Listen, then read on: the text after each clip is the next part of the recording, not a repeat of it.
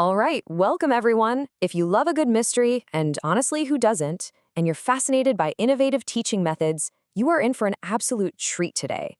We're diving into an explainer on The Ghost of Blackwood Manor, a pedagogical case file. And let me tell you, this is a brilliantly designed learning activity. It completely transforms your traditional language classroom experience. It's not just a game, it is a meticulously crafted pedagogical tool that literally uses suspense to drive learning. So let me ask you this. How exactly do you solve a cyanide murder with limited English? Just imagine walking into a police precinct briefing room and being hit with that reality. Well, that is the ultimate pedagogical mystery we're unraveling today. It's just a fantastic hook, right? It immediately throws students into the deep end, challenging them to rely on their wits, their analytical thinking, and whatever language tools they happen to have in their toolbox to crack the case. Okay, moving into Section 1, the Blackwood Manor murder. The whole premise of this classroom game is incredibly exciting. So here's the setup. A millionaire has been ruthlessly poisoned with cyanide, a highly lethal substance. It's your classic whodunit, but instead of just reading a story about it on a page, it's entirely up to the students to step up and bring the culprit to justice. And this completely flips traditional classroom dynamics on its head. Instead of standing up there lecturing, the teacher actually role-plays as 4 distinct murder suspects, and each one has a totally different personality intimately connected to the victim. Meanwhile, the students? Well, they're fully transformed into the detectives.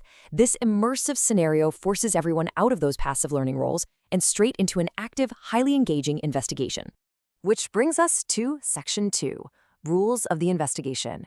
Because, as any good detective knows, you can't just interrogate people forever without a plan.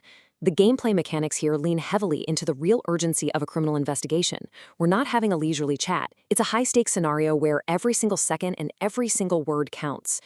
The students have to gather crucial evidence to build their case, and here's the kicker, they are working under strict time limits. And even more intensely, they have a limited number of questions they can ask the suspects. So they can't just fire off random queries. They've got to strategize. The pressure is immense, perfectly simulating a ticking clock, all leading up to that final goal, identifying the real killer. Let's dive into Section 3, Developing Analytical English Skills. Now, you might be wondering, why put students through all this intense pressure? Well, because developing English inquiry skills is all about using specialized vocabulary and analytical thinking within a realistic, high-pressure simulation. The murder mystery? That's just the vehicle. Language acquisition is the actual destination. By forcing students to interrogate those 4 suspects while juggling the strict time and question limits we just talked about, they are essentially building critical linguistic capabilities on the fly. They literally have to think on their feet, formulate precise questions, and comprehend complex answers instantly. And what makes this work so incredibly well is that it creates a truly realistic and exciting simulation. That is the magic ingredient right there. The thrilling, high-stakes nature of the game is exactly what drives the students' active participation. Think about it. When you're desperate to catch a killer and beat the clock, you aren't worrying about making a minor grammar mistake. Your focus shifts entirely to communication and problem solving. And that naturally deepens their grasp of complex English concepts without it ever feeling like a chore.